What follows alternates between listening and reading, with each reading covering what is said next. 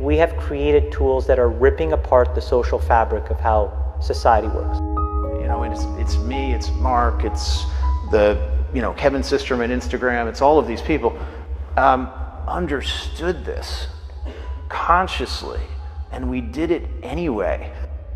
Consumer internet businesses are about exploiting psychology.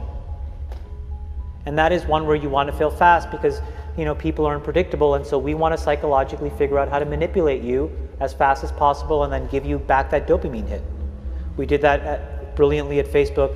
Instagram has done it, WhatsApp has done it, Snapchat has done it, Twitter has done it. So there are great examples. WeChat is doing it. There are great examples of failing fast is the right path to exploiting psychology of mass populations of people. I feel tremendous guilt.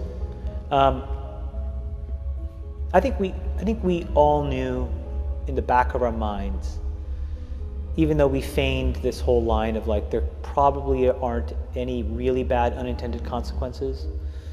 I think in the back, deep recesses of our minds, we kind of knew something bad could happen. But I think the way we defined it was not like this. Tonight here, a warning about Facebook and what some believe it's doing to kids. The warning comes from two of the company's earliest executives. Carter Evans is following this. We kind of knew something bad could happen. Chamath Palihapitiya, a former Facebook executive once in charge of user growth, now says he has tremendous guilt about the social network he helped build. We have created tools that are ripping apart the social fabric of how society works. And it's influencing the next generation. Studies show 92% of teens go online daily, and 1 in 5 young people regularly wake up in the night to send or check messages on social media. People need to hard break from some of these tools and the things that you rely on. The short-term dopamine-driven feedback loops that we have created are destroying how society works.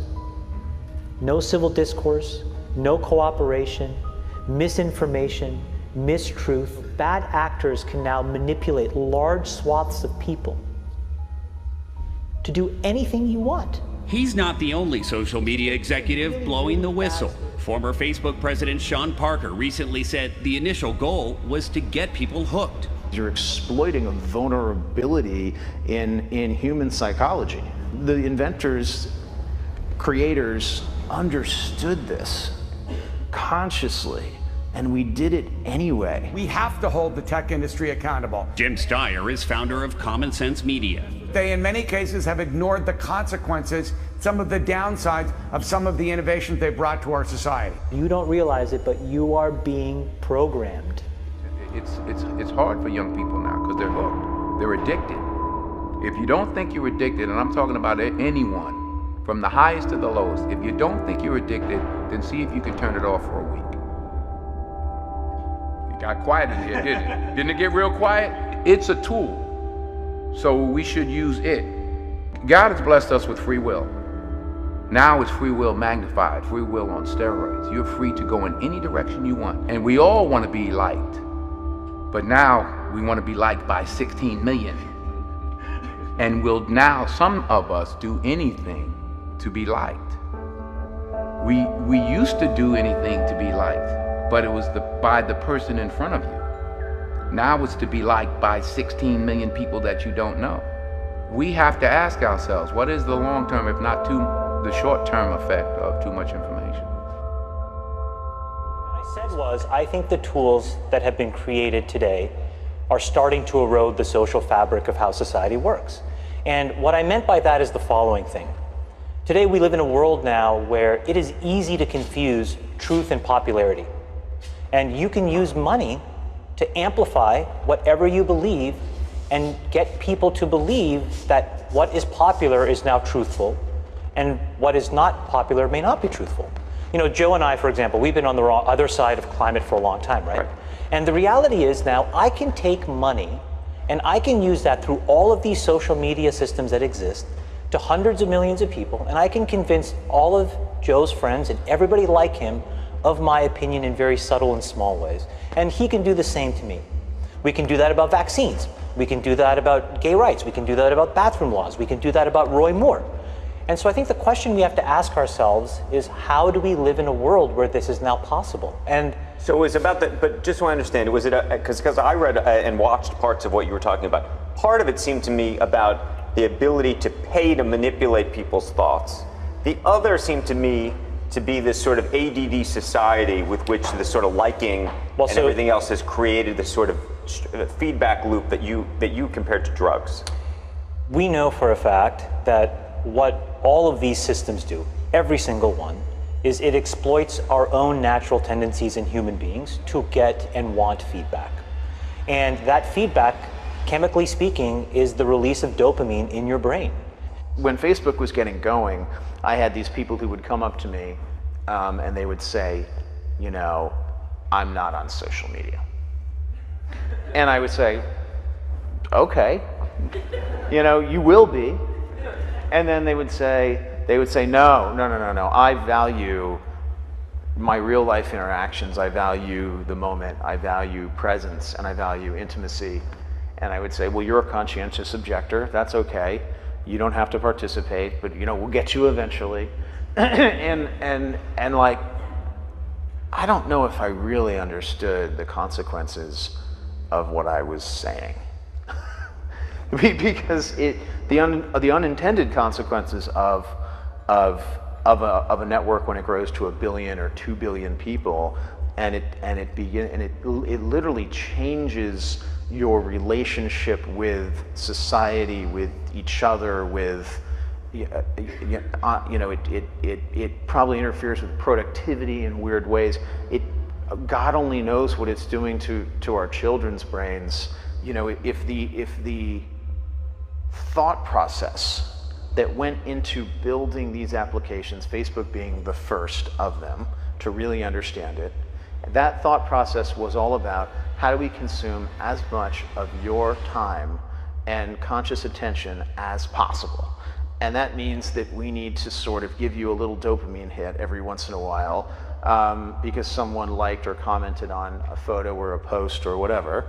And that's going to get you to contribute more content, and that's going to get you, you know, more likes and comments. I mean, it's a social validation feedback loop that it's like it's exactly the kind of thing that a hacker like myself would come up with, because you're exploiting a vulnerability in human psychology.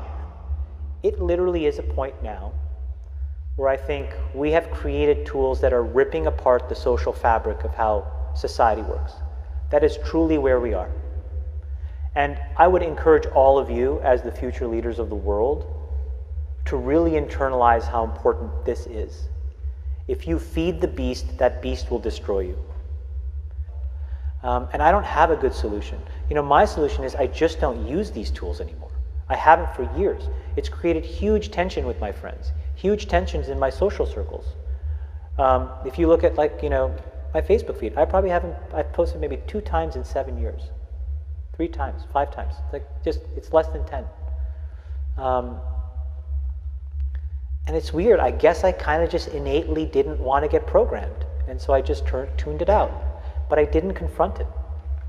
And now to see what's happening, it really bums me out. Like, think about, like, there were these examples where there was a hoax in WhatsApp where in some, like, village in India, people were, like, afraid that their kids were going to get kidnapped, etc. And then there were these lynchings that happened as a result, where people were like vigilante running around. They think they found the person, and I mean, seriously? Like, that's what we're dealing with. You know, imagine, like, when you take that to the extreme, where, you know, bad actors can now manipulate large swaths of people to do anything you want. It's a really, really bad state of affairs.